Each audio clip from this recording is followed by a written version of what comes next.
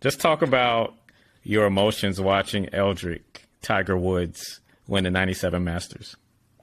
And so to be honest, I didn't get to see him win it. I don't recall watching him win the Masters. At the time, I wasn't as into golf. I got into golf a little bit later in life, probably in the last, 10 years.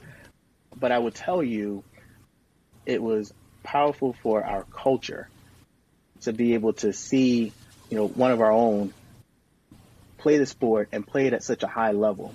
And I tell you, the impact of Tiger over this period of time has been enormous, irreplaceable.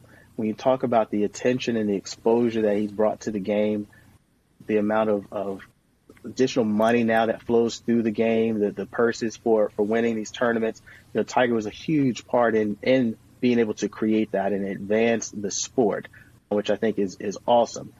Now, the next thing that we need to do, I would love to see, is we have additional individuals that get to do that, additional black and brown faces that advance the game even more. One of the things that Deacon Chapman said in the book is, once you break down the door, one of those barriers, you got to keep it open by flowing additional young men and women through it.